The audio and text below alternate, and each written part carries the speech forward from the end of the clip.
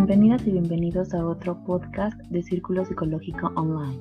El tema del que hablaremos el día de hoy es acerca del estigma, la forma en la que ha influido en el pensar de las personas y los motivos por el cual es importante seguir disminuyéndolo. Para ello, el invitado de hoy es maravilloso. Él es uno de los mejores médicos psiquiatras con quien he tenido la oportunidad de trabajar y, más que un compañero o mentor, lo considero un gran amigo. Así que, doctor Amado, bienvenido. Bueno, pues muy halagado de su invitación, María José, Ana, Fernando. Pues mucho gusto. Mi nombre es Javier Amado Lerma. Como dijo María José, yo soy médico. Yo estudié en la Universidad La Salle. Tengo la especialidad en psiquiatría y una alta especialidad en trastornos afectivos bipolares del Instituto Nacional de Psiquiatría. Es cierto, trabajé en el Centro Integral de Salud Mental, Ixtapaluca, primero más realizando actividades de enseñanza, y en el año pasado me tocó la oportunidad de ser el responsable de la unidad. Actualmente trabajo en el Instituto Nacional de Psiquiatría como jefe de servicio en un proyecto de psiquiatría comunitaria. Y bueno, va en relación al tema que vamos a tocar el día de hoy, ¿no? Que es una variable presente, a lo mejor muy determinante en la salud mental, pero yo creo que todos en algún momento de la vida hemos sufrido de ese estigma, ¿no? Y sobre todo de todas las connotaciones que van relacionadas a este término. Sí, completamente. Yo creo que es un tema que se ha venido, se ha tocado en diversos días mundiales de la salud mental. Tuve la fortuna de escucharlo usted en uno. Y bueno, en cuestión personal, y ya ahí retomando un poquito más en cómo ha ido cambiando, si ha aumentado, si ha disminuido, si sigue igual. Usted como psiquiatra, ¿cómo ha visto todos esos cambios del estigma en la sociedad? Uh-huh. Bueno, ahí empezando por entre médicos, yo creo que obviamente en el estigma va el factor que no se conoce del todo, ¿no? Las circunstancias. Es muy fácil quedarnos con esa primera impresión y dar esa marca o esa etiqueta, ¿no? En el caso, a la primera parte de la pregunta, si entendí bien, pues ha habido convivencia con otros colegas, médicos internistas, cirujanos, incluso con muy alta especialización, pero a la psiquiatría no la consideran tanto, ¿no? En su momento, la psiquiatría no tenía tanta evidencia científica como hoy la tiene. Quizás eso es algo que ha cambiado y que le da un sustento científico y quizás más peso, obviamente, en este ámbito. Pero esa sensación de que el psiquiatra solamente sirve para a lo mejor aliviar el llanto de las personas, para que le quite la ansiedad, no se ve ese pormenor, ¿no? En una rotación en un hospital general, precisamente, en lo que le llaman psiquiatría de enlace, pues en el enlace pareciera nada más, dígale al paciente que no puede modificar su tratamiento, y pues, se lo puedes decir tú, ¿no? O sea, nosotros veríamos más bien el abordaje de enlace de ver qué enfermedad médica primaria, no sé, diabetes, por ejemplo, podría manifestar síntomas de depresión, no por el hecho de sentirse mal y de saber tengo diabetes y por eso triste, no, sino que todo el proceso inflamatorio pudiera generar, además de la descompensación de azúcar, un cuadro depresivo, ¿no? Y ahí es donde como que no el desconocimiento de algunos medicamentos, que esto es para esto es para aquello, y pues no, entonces como que ha sido más trabajo, a lo mejor adquirir cierta relevancia, cierta postura, posición quizás en este gremio médico. Hoy en día es quizás, en su momento sí era un poquito incómodo, quizás, ¿no? El decir, ay, pues no consideran el área que yo me especialicé, pero ahora, pues yo creo que en esa experiencia, en ese aprendizaje, se logra manejar mejor, ¿no? Se entiende que no necesariamente tiene que saber eso, al igual que su servidor, ¿no? Soy médico general, pero hay cosas de medicina interna que desconozco, pero vaya, creo que ahí es la clave. Tratar de ponerte en esa misma línea, ser receptivo a ese aprendizaje y cuando sea necesario, emisor a la transmisión, ¿no? De lo que en este caso a mí me toca ejercer, que es la psiquiatría. Ujú. Ok, muy bien. Y por ejemplo, en toda esta cuestión, ahorita, eh, con pacientes, ¿han llegado a su consultorio, a su consulta en cuestión de no querer, pero se ven obligados porque la familia lo requiere? O algo sucedió tan determinante que por algo está ahí, ¿no? Alguna Ujú, vez, posiblemente tú recordarás que en tus prácticas en el CISAME, al paciente lo vemos a nivel longitudinal, ¿no? A lo largo del tiempo, a lo largo de su vida. ujú. Entonces, quizás un padecimiento lleva semanas, meses, años.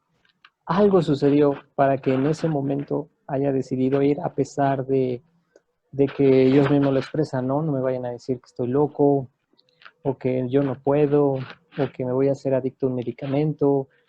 A pesar de todas esas etiquetas, a lo mejor falsas creencias que duelen, lastiman, ahí están, ¿no? Entonces, eh, sí, no es raro que todavía a los años 2000 todavía hay pacientes que se resisten a asistir y que algo determinante sucedió, tan determinante para vencer esos miedos y decidir ir a urgencias. En algunos casos los llevan los familiares. A lo Ujú. mejor no consideran que tienen un problema eh, y los llevan. Pero en el tema que hoy nos compete, sí, sí es habitual que haya esa resistencia y que incluso lo expresen. Me siento incómodo, raro de estar en una consulta con un psiquiatra. Y bueno, yo lo noté mucho en CISAME que llegaban más mujeres que hombres, ¿no? En el instituto hay como es, también llegan más mujeres, están a la par o depende mucho del tratamiento. Bueno, darte un dato en preciso, pues no, ahorita no puedo, pero sí, hoy, por ejemplo, no te pongo la experiencia en la guardia, pues yo creo que el 80% o incluso no, yo diría que hoy particularmente el 100% eran mujeres, ¿no? O sea, sí hay mayor cantidad de camas para mujeres que para hombres, ¿no? Eso es otra, a lo mejor, organización significativa de que hay o mayor conciencia o también viéndolo de otro punto de vista, menor aceptación de los hombres que por eso no acuden. Y ahí empieza a haber esta normalización de síntomas o encontrar alguna otra alternativa que me alivie la molestia, sustancias, alcohol, otro tipo de acciones que no ayudan. Entonces, no, de hecho, bueno, la encuesta Nacional de Epidemiología Psiquiátrica menciona que ya hay mayor igualdad, pero las mujeres siguen siendo el género que más asiste a consulta psiquiátrica. En cuestión, ya hablando de trastornos mentales, ¿cuáles son los más estigmatizados en nuestra comunidad? Bueno, en nuestro país. Mm, pues yo creo que, si tú me habrás escuchado decir varias veces esto, ¿no? Depende de cómo lo veas, depende del cristal Ujú, con el que lo veas. Yo creo que el simple hecho de decir que tienes que ir al psicólogo o al psiquiatra, inmediatamente le pongo una etiqueta, sin que necesariamente implique qué enfermedad tienes. Obviamente la historia nos ha enseñado que aquellas enfermedades por ejemplo, aquí puede interpretarse como estigma, pero bueno, es parte de la descripción. Y quizás que no se terminan de entender, que para la gente son definidas como raras, extrañas, dígase esquizofrenia, dígase demencia, dígase un trastorno bipolar, es lo que genera quizás más temor. Digo, aquí recordando que al paciente con una enfermedad psiquiátrica se le tacha de débil, se le tacha de peligroso, de poco predecible, ¿no? Y entonces, en ese desconocimiento, que son responsables de su situación. Y eso condiciona a generar ese estigma, ¿no? Porque mira, yo te diría a lo mejor esquizofrenia, ¿no? Pero no es raro que un paciente con depresión que requiere un tratamiento, un farmacológico, un medicamento, sufra de que él no puede, de que él no le eche ganas, de que solo es cambio de actitud, de que con deporte sale, y eso, en cierta forma, es dar esas etiquetas de que él no es capaz, él o ella, de, de salir adelante, ¿no? Y bueno, no es porque no quieres, que pues, obviamente hay una enfermedad, ¿no? Por ejemplo, en esa situación, ¿cómo influye la familia en el tratamiento del paciente, ¿no? Al decir, por ejemplo, estas frases de, pues no, puedes estar más tranquilo si haces deporte o no, no es un problema tan grave, ¿no? Influye, claro, e incluso ampliaría el término familia a este término, a este enunciado, red de apoyo, ¿no? Ujú. Y es muy determinante. De hecho, es parte, por ponerles un ejemplo, de los factores que consideramos ahora que fue el Día de Prevención de Suicidio, para considerar el riesgo suicida, qué tan fuerte o qué tan débil es la red de apoyo. Que si percibo que su red inmediata es la que genera ese estrés y el riesgo suicida, pues es poco amarillo rojo, ¿no? Ujú. Eh, y es parte de nosotros. Creo que en ese les decía, ¿no? La labor que ustedes hacen es muy valiosa, porque si ustedes pueden transmitir esa información de que un paciente, por ejemplo, con conducta suicida no es porque no quiera echarle ganas, sino que hay una enfermedad o hay otra cosa que le hace tomar un error de juicio, algo que está fuera de la realidad, si lo vemos de cierto punto de vista, que considera que la muerte es la mejor solución. Pues no, no estamos en una sociedad, en una cultura que piense así, ¿no? Y la historia ha habido varios grupos que así ha sido, pero bueno, es muy importante la relación familiar, y como bien lo dices, pero también amigos, pareja, quizás grupo social al que pertenece. En algunos casos ha sido el trabajo el que ha brindado esa red de apoyo. Entonces, considero que es importante, sí, más, no, a lo mejor no la causa, pero sí influye en la generación o no de un trastorno mental. Cuestión de la estigmatización de la salud mental hacia, bueno, que tienen muchos hombres, usted como lo ha visto, o sea, es más complicado que se acerque un hombre y cuando se acerquen las últimas o realmente pues porque ya algo le hace ruido.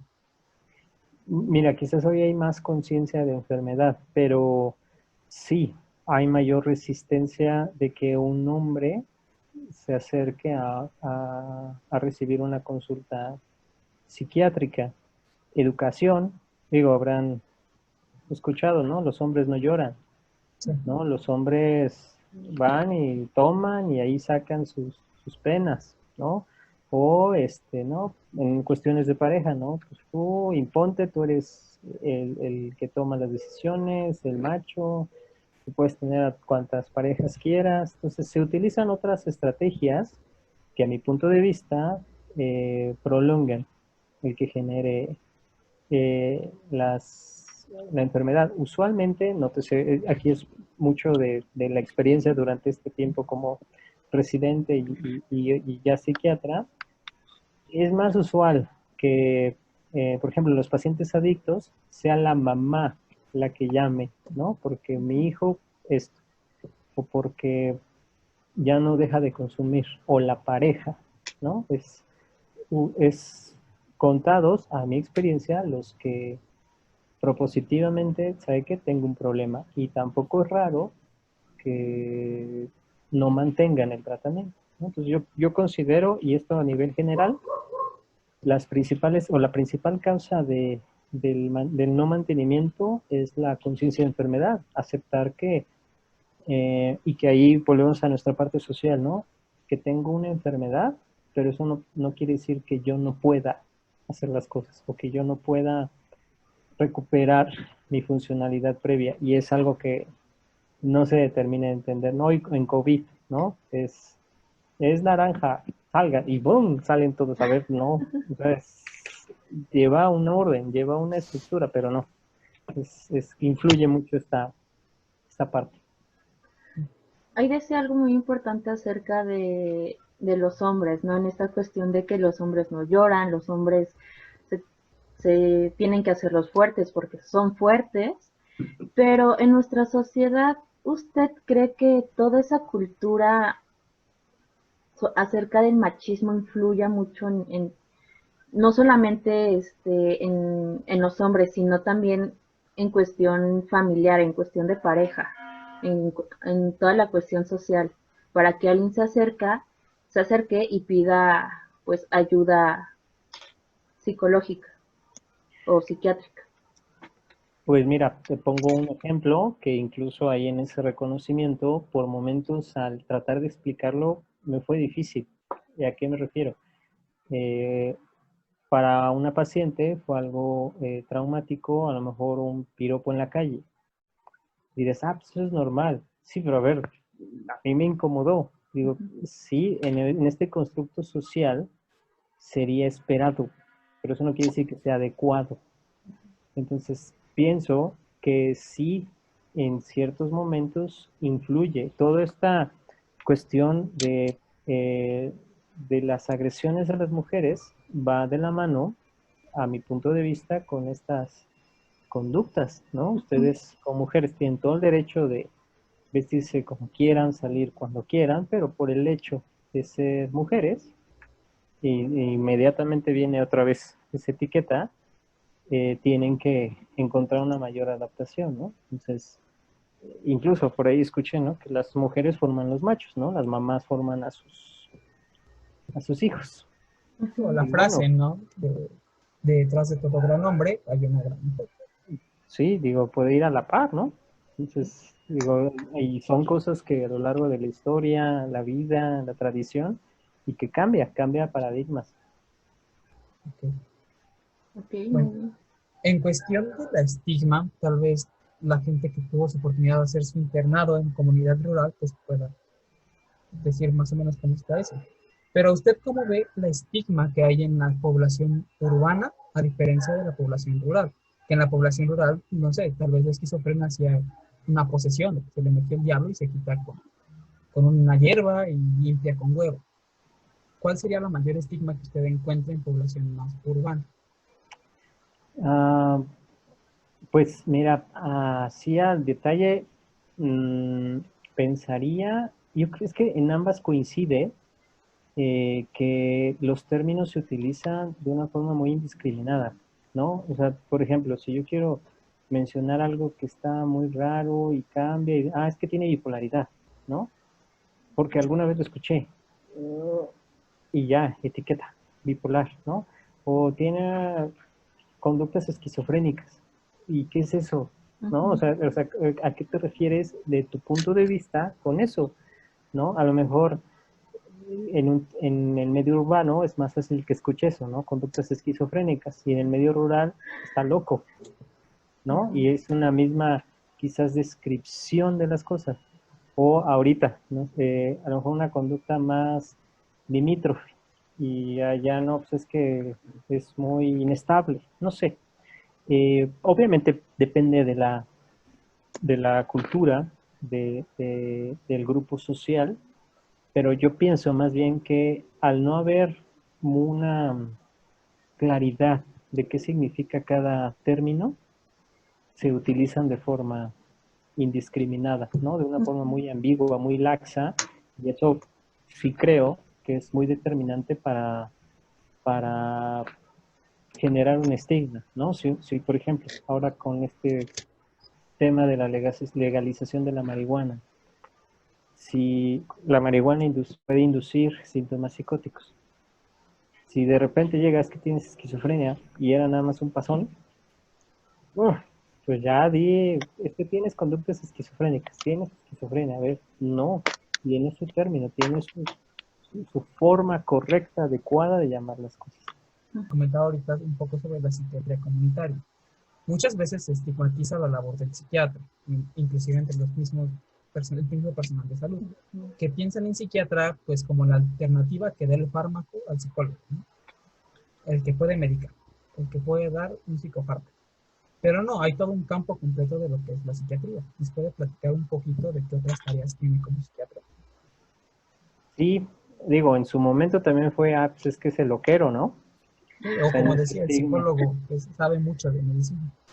Ajá, por ejemplo, ¿no? O sea, pero fíjate, ese es digo, fue muy gracioso, pero es ese no conocimiento, incluso de la misma psicología. Alguna experiencia, no sé si igual a Majo se la compartí, en algún otro momento, en un otro salón, otra alumna, no puedo estudiar psiquiatría a la mitad, con mitad de medicina.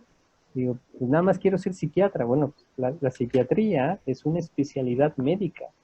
O sea, y yo creo que ahí en general, en la medicina nos hemos ultra, hiper, super especializado que, pues, digo, no tengo nada en contra, es, insisto, crítica, opinión personal. Está excelente que haya especialistas, no sé, de lo más fino del cuerpo humano, pero pienso que un buen cirujano plástico, por ejemplo, podría operar en su capacidad y obviamente sabiendo pedir en su momento, ¿no? Aquí igual, yo creo que psicología, psiquiatría tendrían deberían tener la misma formación en la situación de saber un diagnóstico de depresión, de ansiedad y saber qué hacer dentro de mi área con ese tipo de condiciones. En el ámbito de la psiquiatría, pues soy médico, pues tengo que saber toda la biología, el funcionamiento farmacológico del cuerpo con los medicamentos de todos, obviamente ya aquí especializado en el área de salud mental, y yo lo veo así, ¿no? En la formación recibida, la capacidad de hacer un diagnóstico, de saber qué factores son los que generan en el paciente el episodio actual, el trastorno actual, y en este caso, tu servidor, yo les digo a mis pacientes, yo no soy terapeuta, yo no me dedico a eso, canalizo a algún colega, en este caso psicología, para abordar esos factores quizás psicosociales, herramientas de afrontamiento e irnos complementando, ¿no? Y el respeto, vaya, yo no me meto con su terapia porque ni sé, aunque pudiera tener bases de las más usadas y viceversa, ¿no? Yo esperaría que ustedes no usen los fármacos, ¿verdad? Pero también no es raro que pase, que lamentablemente, porque en algún momento funcionó, podamos recomendar, ¿no? Entonces, en el ámbito rural, fíjate que ahorita incluso en Sisame, yo sentí lo mismo que cuando fui a Chiapas a hacer el servicio social. El médico sigue teniendo una imagen, ¿no? De respeto, incluso de ser en esa cultura, pues es que es el letrado, ¿no? El estudiado. Entonces ya como por default hay ese respeto, ¿no? Y eso hablo de los pacientes, incluso de alguno de los compañeros de trabajo, ¿no? Porque es el médico. Y eso ayuda. Si sabes usar, yo creo que también dirían por ahí, ¿no? A un gran poder hay una gran responsabilidad. Roosevelt. Eh, usarlo bien, ¿no? Para poder psicoeducar, transmitir bien la información, validar todos los pormenores alrededor de la salud mental, ¿no? Fíjate que mi experiencia con psicología ha sido buena, creo que he aprendido mucho. Con algunos, pues sí, ha sido difícil porque también, y bueno, yo esperaría igual una crítica al psiquiatra, pero quizás es mucho lo voy a llamar así, casados con lo que practican y no haber esa apertura de que hay otras opciones o de que un síntoma no necesariamente es por el apego, ¿no? Sino que hay un fundamento biológico que genera esas molestias y requiere otro tipo de abordaje. Oiga, y por ejemplo, ahorita viendo esta cuestión de diferentes enfoques, ¿qué diferencia se encuentra usted en toda esta cuestión de estigma de estar, de haber estado aquí en Estado de México y ya estar ahora en Ciudad de México? ¿Qué Pero, diferencias han habido en cuestión a toda a este tema de estigma? No sé si me expliqué. más o menos, pero a ver, te describo y ahí me dices Ok, si entendí bien. ok. Eh, y bueno, tú también lo viste y ahora Ujú. que conoces a las personas, la doctora Rodríguez Bores, el doctor Quijada, la salud mental ha tenido un descuido muy fuerte, ¿no? Te hablo el pre, el inter y ahora el post, ¿no? A lo mejor agregaría la residencia. Cuando yo estudiaba psiquiatría, vaya a ir residente de psiquiatría, yo ni idea de qué era un CISAME, ¿no? Cuando yo tenía que referir, porque así pasó, a CISAME o SECOSAM. No, es que en SECOSAM dan más terapia. Ah, entonces CISAME no, ¿no? Y ya vimos que tienen psicoterapeutas. Ujú. Entonces, el tipo de paciente es diferente,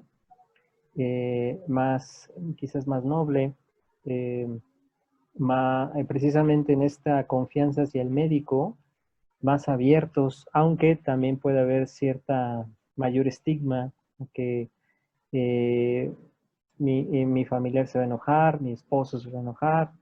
Eh, en nivel de complejidad yo diría que lo mismo, yo pensaría que, y me refiero a la enfermedad, ¿no? Pude haber visto pacientes ahí muy graves y que quizás aquí también vería sin problemas, ¿no? Acá no, acá eh, quizás sí hay mayor entendimiento, más conocimiento de la enfermedad, pero hay más, existe más la posibilidad de querella, ¿no? De un pleito, de un conflicto, de quejas, eh, de a lo mejor malas interpretaciones. Acá, pues, hubiera un grupo mucho mayor, pues no es común, ¿no? Que además de la depresión haya otra comorbilidad, no sé, consumo de sustancias, algún trastorno de personalidad, enfermedades médicas primarias. Entonces, pensaría que en este caso a la comunidad, no se conoce tanto hasta que estás ahí. Ahora sí que te dan esos toquecitos de realidad. Ujú. Y acá se ve por momentos como inalcanzable, ¿no? O sea, tanto en distancia como cómo voy a hacerle para ser paciente de un instituto, ¿no? Ujú. Entonces, por una o por otra, en esa falta de conocimiento, en esa brecha de intervención, pues el paciente no sabe ni para dónde, ni el médico quizás dar esa estructura. El médico general no sabría si una depresión que solamente requiere un medicamento, lo mando al Instituto Nacional o lo mando a un CISAME, por ejemplo, ¿no? Ujú. Entonces, no sé, hay muchos pormenores, pero creo que reflejo de esa brecha, de ese vacío, de esa atención o interés que no hubo en su momento hacia la salud mental. En esta cuestión, por así llamarlo, del lugar geográfico donde está el centro, ¿qué tanto influye en la atención que se le brinda a los pacientes? Más por esta cuestión que usted lo mencionaba, ¿no? Que tal vez es distinta como la estructura social que hay en cada lugar. ¿Cuánta influencia tiene en eso en cómo recibe el paciente como, pues sí, esa valoración médica, ¿no? No de parte de ustedes, sino de él? ¿O qué tanta influencia tiene sobre esta situación? Pero es que ahí no te entendí muy bien. ¿A qué te refieres? Ajá, por ejemplo, en la cuestión de que tal vez, bueno, en relación de que sé que los pacientes tal vez en sí eran como un poco más nobles, Ah, por ejemplo, suponiéndolo a pacientes que atiende como en Ciudad de México, ujú. ¿cuánta es la diferencia en cómo reciben como sus tratamientos, por así decirlo, ¿no? Ok, ok. Pues yo creo que depende también del clínico del abordaje que uno le dé, porque si, algo que aprendí y que quizás lamentablemente, lo voy a decir así, choca con nuestro sistema de salud, es darle ese tiempo al paciente, que escucharlo, realmente saber cómo se siente, eh, le llamamos, ¿no? Clarificarle los síntomas. No es raro, tanto en lo rural como en lo urbano, cómo se siente. Y a lo mejor uno esperaría, pues me siento triste, ¿no? Y una respuesta usual es, no, pues me sentía caído, pero ahora me siento bien, motivado, le voy a echar ganas. Sí, sí, sí, sí. Eso es lo que busca, o quizás lo que trata de cambiar o convencerse. A mí me interesa mucho realmente cómo se siente para saber cómo lo ayudo. Y no es raro que es ahí donde se da el cambio y manifiestan lo que pasa, ¿no? Entonces, a mi experiencia creo que ha sido buena en ambos ámbitos mientras haya esa escucha, eh, esa forma de transmitir la comunicación de forma adecuada. Y me refiero a que va en contra, pues porque solamente quizás tengo media hora o tengo que, por ejemplo, una queja acá cuando era residente, pues es que media hora para paciente y receta, y verdad, no me da tiempo. Bueno, uno encuentra sus mañas, ¿no? O la forma de tanto sacar el trabajo como el paciente darle la mejor calidad en su atención. Entonces, yo creo que ahí sí es indistinto. Mientras el clínico tenga esa formación o le dé ese tiempo, encuentre de una forma ética, profesional, la mejor forma de transmitir la información al paciente, yo creo que ahí no habría problema. Hay veces también que pues no hay otra opción, ¿no? O sea, aquí es sí o sí porque no hay otro servicio, ¿no? En CISAME era no lo que yo creo que teníamos muy buen servicio, con mayor razón se duplicaba nuestro trabajo porque éramos la única opción y creo que lo hacíamos bien, ¿no? O sea, dábamos una atención de calidad y el paciente se quedaba y no se quería ir, incluso hasta dejaba otros atención psiquiátrica de algún otro lado por querer venirse al CISAME. Entonces, lo cual reflejaba que estábamos haciendo un buen trabajo, además de que no había una opción más cercana, más asequible, en donde el paciente se sintiera a gusto como se sentía en ese centro. Uh-huh. Y por ejemplo, bueno, yo creo que desde el 2018, que fue cuando yo entré y le empecé a dar esta importancia de, bueno, ya fue cuando empecé a gustar la carrera, pero, ¿usted a qué cree que se deba que se esté ya volteando a ver esta cuestión de salud mental? Porque, por ejemplo, y me surgió la duda porque justamente los mencionó al doctor Quijada y a la doctora Lorena Bores, en esta cuestión del COVID, lo hemos visto mucho, ¿no? Es normal que te sientas desesperado, que tengas episodios de insomnio, que siento yo desde un poquito antes de que todo esto sucediera, se volvió a empezar a ver un poquito más. ¿Usted a qué cree que se deba?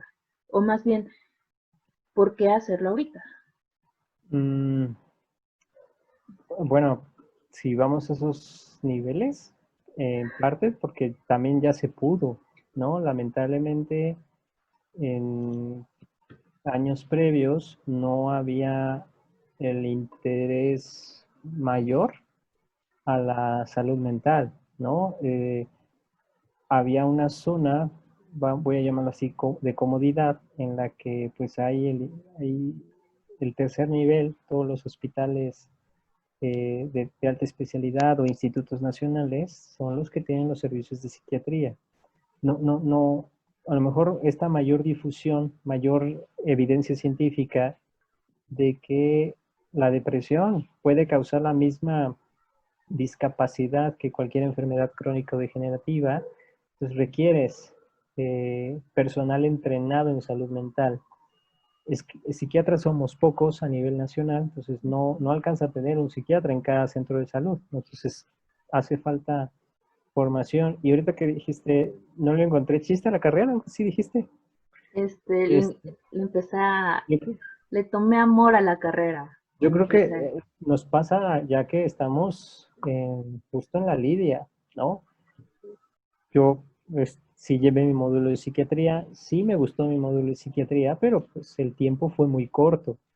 Que cuando en el servicio social, siendo pasante de medicina general, me habrán llegado 2 pacientes que recuerdo bien, que hoy, ya tantos años después, pues casi, pues sí, 10 años después, eh, quizás siendo hoy psiquiatra, pues hubiera sido mucho más fácil, ¿no? El abordaje. Y ahí, por ejemplo, venía un estigma, sobre todo con una de, ya fue con el internista, ya fue al hospital de Comitán, porque ahí estábamos haciendo el servicio, nadie sabe qué tiene, vamos con la santera, ¿no?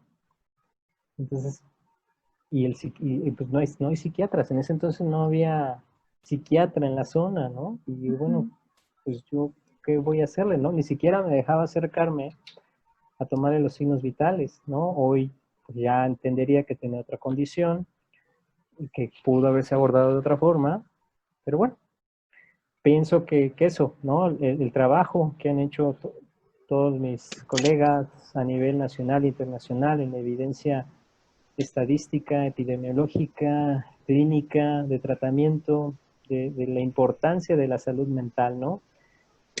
Yo creo, cuando uno ve esa necesidad, pues empieza a trabajar en torno a ella, ¿no? Entonces, mayor difusión, yo no recuerdo, quizás ahí en mi ignorancia previa, la difusión, ¿no? Del Día de Prevención del Suicidio, Día de Mundial de Salud Mental, Día contra la Violencia, pues porque está ocurriendo, ¿no? Y es necesario, porque si no, mayor gasto de recursos.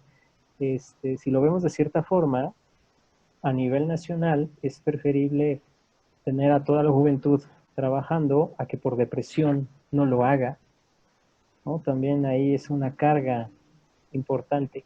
Entonces yo pienso que es eso, ¿no? El que era necesario, uy, yo creo que desde hace mucho tiempo atrás. Pero bueno, afortunadamente se unieron todas las circunstancias y hoy se le está dando mayor difusión.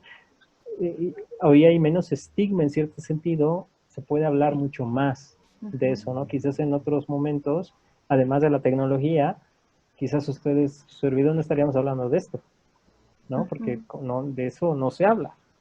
Sí.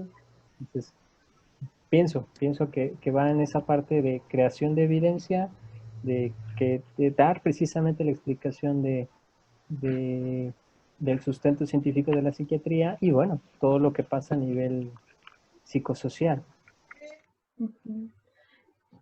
Y bueno, igual regresando a a este tema de COVID, salud mental, ¿cómo ha incrementado desde que empezó, bueno, no sé, un poco de diferencia entre cierto número de consultas el año pasado a actualmente, ¿no? A partir del confinamiento. Pues fíjate que hay algo que yo he observado, analizado, esta famosa frase de quédate en casa, ¿no? Y creo que en su momento la población obedeció, pero quizás viéndolo de nuestro punto de vista de salud mental, para muchas personas la casa era el estresor. La casa es lo que generó quizás una depresión, ansiedad, la que fomenta la violencia. Entonces, pensaría que eso puede condicionar un aumento en la tasa de síntomas de depresión, de síntomas de ansiedad, el ya no poder hacer sus actividades, de cierta manera, hablábamos de duelos, ¿no? Duelo por la salud, duelo por no hacer mis actividades, duelo por todo lo que el COVID ha generado, ¿no? De trabajo, toda la cuestión económica, todo es un estresor, ¿no? Es un estresor muy importante. Aquí yo sí sería muy cuidadoso, quizás ahí si yo les quedo mal, no he leído en recientes fechas a lo mejor alguna evidencia de COVID genera síntomas neuropsiquiátricos, ¿no? Ser cuidadoso, porque al final cuentas es un estresor, ¿no? Perdí el trabajo, perdí el empleo, todo el día me la paso en casa, a lo mejor ya subí de peso, no he visto a mi padre desde febrero, me siento muy mal, ¿no? Ah, y me dio COVID, es por COVID. Sí, pero no, ¿no? A lo mejor ese factor social del COVID condicionó esto. Fíjate que te hablo de experiencia propia. Ahora con esta tecnología, mis pacientes no se han ido. O sea, nos hemos tenido que adaptar a la videollamada, a la videoconsulta. Por momentos para unos, para su servidor ha sido difícil quizás encontrar el espacio, la red, que no se corte. En el instituto, un poquito de la experiencia, sí ha habido urgencias, primeros episodios en diferentes enfermedades, afectivos, ansiosos. Ahora que hubo un cambio en esta semaforización, aumentaron las consultas, ¿no? Hemos tenido guardias pesadas, Ujú. entonces sí ha sido un factor determinante y creo que de lo que nos toca a nosotros apenas empieza. Apenas vamos viendo el efecto a salud mental. Es entendible por las fases agudas que se haya centrado todo en la parte neumológica, en la parte eh, de medicina interna o de medicina crítica. Pero a lo paso del tiempo, todo lo que tenga que ver con salud mental y COVID va a ser del día, ¿no? Ujú. Y bueno, en relación a todo este aumento, ¿usted considera que se tienen los suficientes centros de atención, se tienen los suficientes recursos? Por ejemplo, bueno, a mí me interesa mucho lo que es el área de la neuropsicología clínica, especialmente en el área pediátrica.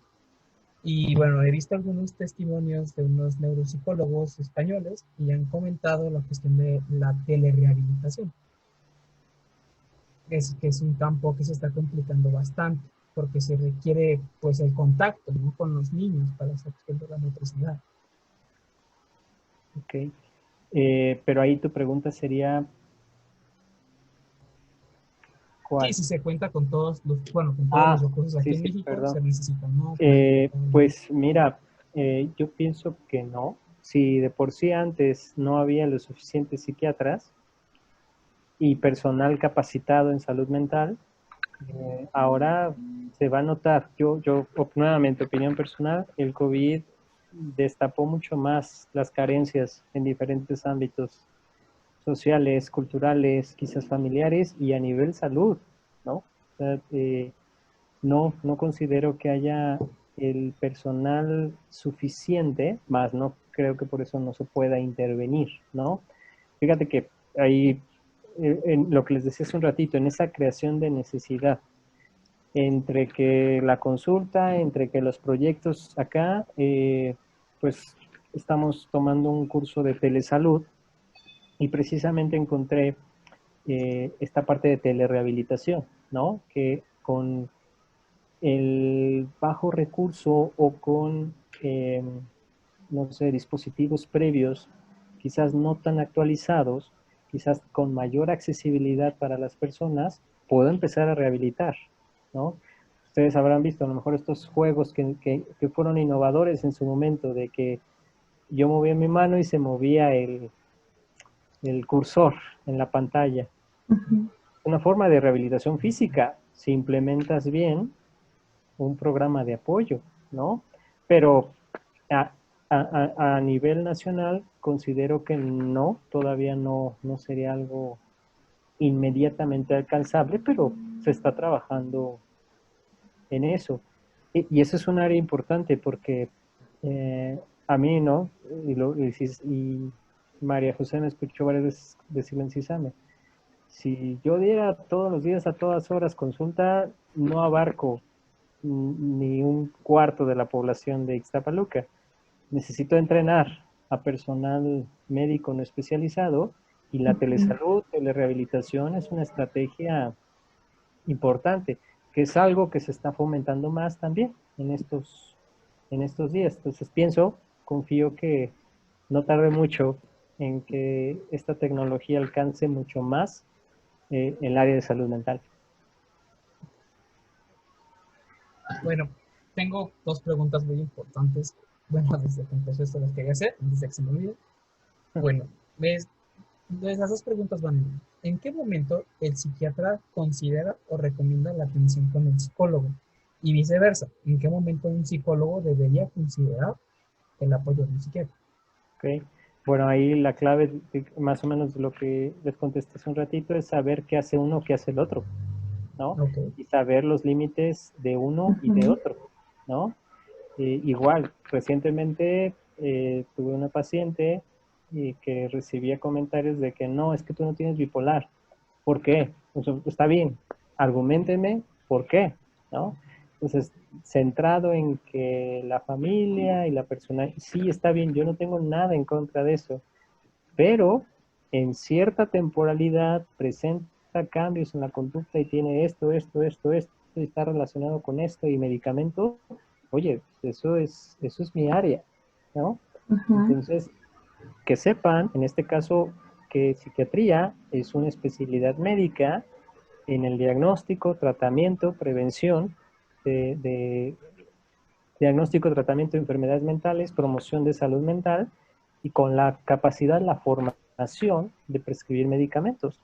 En el caso de psicología, yo creo que depende del enfoque, pero si hablo de psicología clínica, yo esperaría, a lo mejor no lo sé, y ahí espero no generarles quejas de los psicólogos que los escuchen, y de que tuvieran también, ¿no? Esta formación de diagnóstico y tratamiento, de saber que yo le digo a mi colega terapeuta, sabes que esto lo estoy tratando por depresión, de acuerdo al DSM-5, él o ella sabría a qué me refiero y de acuerdo a su enfoque, qué estrategia poder implementar para eso.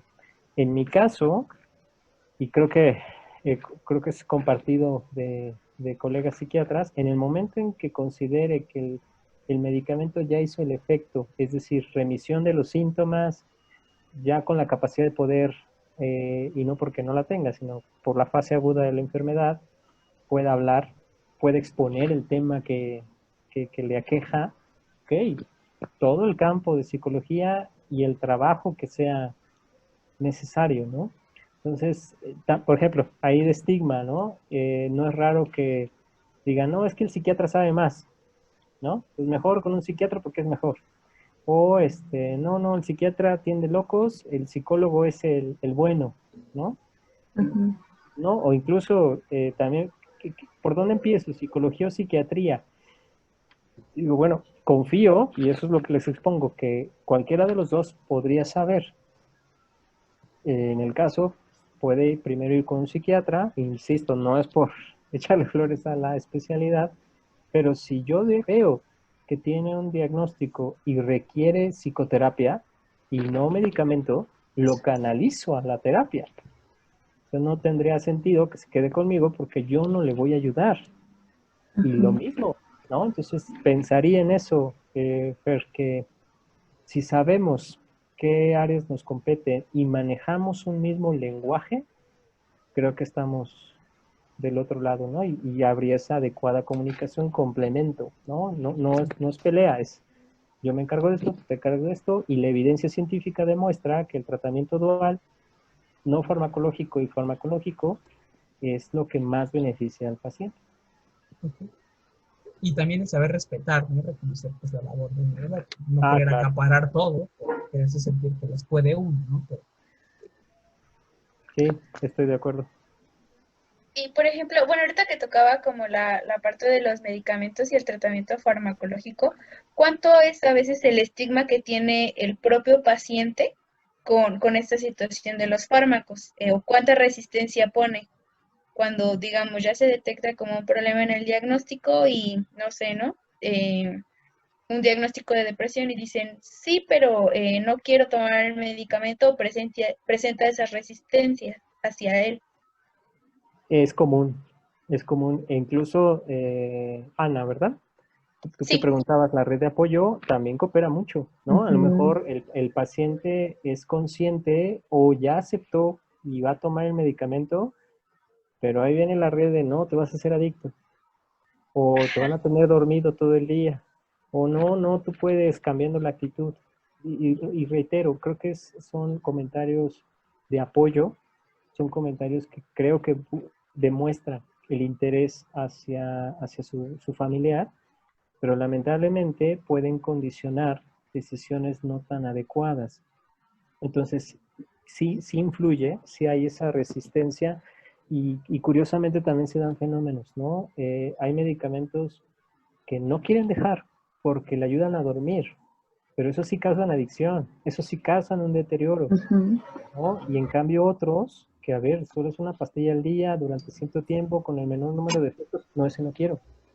Porque qué tal si el hígado, qué tal si el riñón, qué tal, sí, o sea, sí puede haber, por eso en ese grado de especialización, ¿no? Elijo el medicamento más adecuado para tu persona, vaya, para tu sistema, si hay alguna enfermedad, la cuestión económica, eh, si lo vas a dejar o no, vaya, todos los pormenores.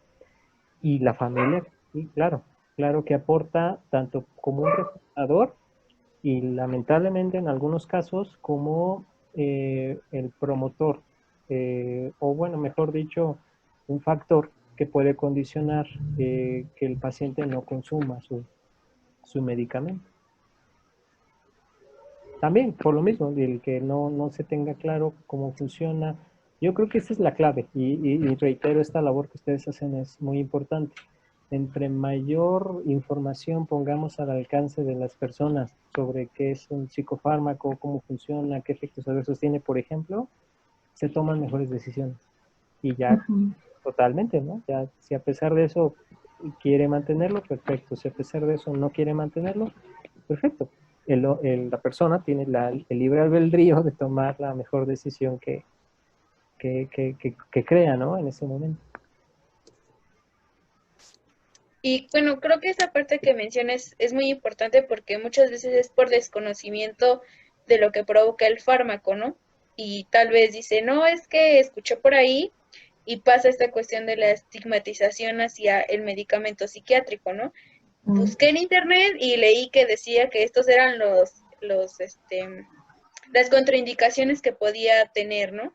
Pero pues obviamente en internet se aborda de forma general y no pues de la forma que lo hace ya la atención personalizada, ¿no? Y exponerle ejemplos, ¿no? Eh, no es raro, sobre todo en este grado de especialización, si agrego un medicamento que encuentras en internet como antipsicótico, porque quizás sí está indicado para eso, es el tratamiento más indicado para eso, para un signos y síntomas sugestivos de psicosis, pero quizás lo estoy usando para reforzar el tratamiento de la depresión, ¿no? Entonces, vuelvo a lo que hace rato contestaba. Si me doy el tiempo, el espacio, la asertividad de transmitir esa información, se crean menos dudas e incluso puede que el paciente sí lo busque. Ah, sí, el doctor me dijo que era para trastorno bipolar, aquí está, ¿no? Pero me lo voy a tomar. Entonces, ayuda mucho esa transmisión de información. En este caso, como psicólogos, no tendrían, estrictamente hablando en su formación, saber cómo funcionan los medicamentos. Ujú. Quizás sí, un poquito de qué efectos adversos o a lo que decía Fer, ¿no? Ese respeto de, bueno, si tú notaste eso, que es un efecto adverso, pregúntale al psiquiatra, ¿no? Acércate al médico o yo conozco a tal que te puede resolver esa duda, porque no es el área que a mí me toca. No, lamentablemente me ha tocado ver que lo suspenden y al rato estamos en urgencias otra vez, ¿no? Entonces, es trascendente, insisto, la transmisión de información, la psicoeducación, ¿no? En términos, hacer experto al paciente de lo que está sucediendo en la enfermedad y en torno a los medicamentos. Y es parte, ¿no? Bueno, la psicoeducación, pues poder romper con tanto estigma que se tiene hacia la salud mental y en general hacia la salud. En una ocasión anterior tuvimos la oportunidad de platicar con una, bueno, es médico, con especialista en nutrición, Y nos comentaba lo mismo, que todos deberíamos de empezar con la educación en la alimentación también. Lo mismo que con la educación de la salud mental, Sí, claro. en todas esas áreas. Bueno, bueno, ya para ir dando un poquito de cierre a esta plática, le agradecemos muchísimo, muchísimo que haya aceptado estar con nosotros el día de hoy. Le agradecemos que nos brinde todo este panorama que se tiene de la salud mental, que no solamente es psicología, que no solamente es psiquiatría, que hay más campos, ¿no? Que se puede ir más allá. No, pues al contrario, gracias por la invitación. Espero haber resuelto las dudas expuestas. Y bueno, reitero el agradecimiento y si en algo más puedo apoyarles, pues estoy a sus órdenes. Muchas Sí. gracias. Muchísimas gracias. Y bueno, ya las preguntas para el cierre, ya para dar, para poder finalizar esta parte. ¿Qué le recomendaría al personal de salud en general y también a nuestro público acerca del estigma? Como, ¿qué recomendaciones usted daría? Eh, bueno, quizás el punto general, y de ahí nos vamos a las ramitas, es el adecuado cuidado de la salud mental en esa creación de conciencia de que quizás yo no puedo hacer algunas cosas, pero no es porque no pueda. Quizás no tengo las características, no tengo las habilidades para realizar esas cosas y no por eso soy débil, no por eso soy inútil, por poner ejemplos, ¿no? Entonces, creo que en esa aceptación de las condiciones que tenemos ayudaría muchísimo a trabajar ese estigma, ¿no? Vuelvo a la parte del conocimiento. Los ojos no ven lo que el cerebro no sabe. Entonces, yo puedo estigmatizar cualquier cosa, desde pequeños, no sé, los que tenemos tez morena, tenemos N cantidad de apodos, ¿no? Entonces, bueno, a lo mejor en su momento es incómodo con el conocimiento, digo, hasta yo ya bromeo con eso, ¿no? Entonces, se utilizan estrategias de afrontamiento diferentes. Entonces, es válido sentirse mal eh, por algo, a lo mejor algún comentario, eh, aceptar también eso y quizás trabajarlo. Si está causando mucha molestia, no evadirlo, no, incluso en general, no normalizar esas cosas. O sea, no, te molesta, te incomoda, es por algo, hay que trabajar en eso, porque si no, se perpetúa y ese estigma literal queda por mucho tiempo, vaya. En esta Ajá, pandemia, el actor Luis Gerardo Méndez tuvo una entrevista y él comentaba ajá, en esta entrevista una frase que leyó que decía que en esta pandemia, ya que no podemos ir fuera, deberíamos ir dentro, y incitando a una labor de reflexión. Ok, hablando de toda esta reflexión, ¿qué reflexión usted recomendaría que nuestros seguidores se cuestionaran en casa para poder que se realizara un poquito del estigma que ya tienen? pues yo creo que en la estigmatización o en el estigma y en muchos pormenores, ¿no? Esta pandemia he escuchado varias versiones, entre que no me gustó porque ya no pude concluir un plan y otros me gustó porque el ritmo de vida que tenía ya no era tan bueno, ¿no? Quizás ahí entra mi término de esa normalización. Es normal que tenga que llegar tarde, es normal que no coma, es normal que tenga tanto trabajo, es normal. A ver, ahora yo lo llamo así para mí porque en mi caso sí fue un cambio, un año sabático a fuerzas, en donde, a ver, pues ya tengo tiempo para, por ejemplo, comentarios, para comer las 3 comidas del día, puedo hacer ejercicio, era algo que no tenía contemplado, que ahora disfruto, y que quizás por X o Y factores que también son muy válidos, ¿eh? O sea, entiendo la cuestión económica, entiendo el desarrollo profesional y social, pero quizás también escuché, ¿no? El mundo, la naturaleza nos puso un hasta aquí para encontrar un equilibrio, ¿no? Un equilibrio en todas las partes, como persona, como profesional, como ser humano que participa en esta comunidad y que es parte de la salud mental también, ¿no? En la definición actual de la Organización Mundial de la Salud, en salud mental doy una retribución, un beneficio a mi sociedad.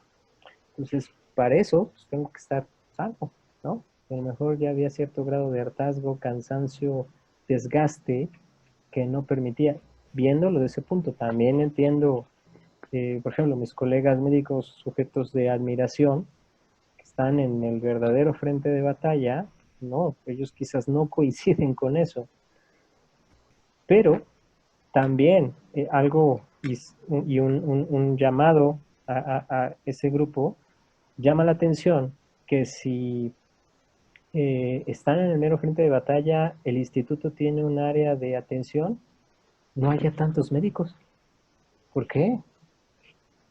Pues porque quizás culturalmente somos médicos, ahí la llevamos, lo podemos hacer, no hay esa conciencia de la situación, el reconocer, incluso como psiquiatra, ¿no? A ver, pues tengo depresión, ya me hice yo mi diagnóstico, pero yo debería llevar mi terapia correspondiente, ¿no? Entonces, creo que nos dio de forma general ese tiempo de reflexión, de saber en qué estamos situados y algo que yo pues sí me gusta mucho promover y que cuesta trabajo, a mí me cuesta trabajo, llevar un equilibrio por las cosas, ¿no? Entonces, ha sido para todos en diferentes momentos, modos, encontrarle un equilibrio a las cosas. Yo pensaría, ¿no? En esa reflexión de saber en qué estoy situado, cómo estoy y en nivel de salud mental, de qué forma puedo retribuir a mi persona y a la comunidad. Doctor Javier, sabe que lo admiro muchísimo. Fue un gustazo tenerlo aquí con nosotros. Lo he escuchado hablar acerca de este tema muchas veces y me encanta la forma en la que lo hace ver, ese tacto humano que tiene. Entonces, por eso lo escogí, por eso dije, él es el indicado para hablar del tema. Y pues muchas gracias por aceptar la invitación. Digo, para Fer y para mí significa mucho. Y ahora que ya conoció a Ana Karen, pues también, ¿no? Entonces, muchas gracias por abrirse tiempo. Yo sé que usted tiene una agenda muy, muy, muy, muy apretada y un estilo de vida de aquí que siempre anda de aquí para allá, pero en verdad se lo agradecemos mucho. Ya le haremos llegar el link de la publicación para que se escuche a sí mismo si gusta. Pero en verdad, muchas, muchas gracias por abrirse un espacio para poder platicar con nosotros, ¿no? No, y reitero, Majo, te agradezco mucho, valoro mucho tus palabras, eh, pero fíjate, ahorita que dijiste la agenda apretada, puede ser que sí, puede ser que no, pero parte de ese equilibrio, el que hoy pueda estar aquí con ustedes, lo mucho, lo poco, lo nada, no sé, que pueda transmitir en torno a este tema, si puedo ayudar a crear esa conciencia del problema de estigma que estamos enfrentando, de la prevención de salud mental, pues también sería una forma de brindar eso que ahorita estoy promoviendo, ¿no? Y entonces encontrar ese equilibrio para difundir esta información. Sí, hay otras cosas que hacer que también son importantes, trascendentes, pero bueno, sería alguna vez un director de la facultad me decía, bueno, es que si eres clínico, tienes que ser clínica. Si tú das clases en eso, tienes que ejercer como tal, ¿no? Sí, sí, es esa congruencia, ese equilibrio nuevamente a las cosas. Y bueno, espero que haya cumplido las expectativas, espero que les vaya bien en este post. Ahí cualquier duda, comentario, retroalimentación crítica, claro que son bienvenidas. Es un tema que da pauta a muchas cosas y reitero, si en algo más les puedo ayudar, pues estoy a sus órdenes. Muchas gracias. Y ya por último, ¿Dónde lo Muchas gracias, encontramos Doc.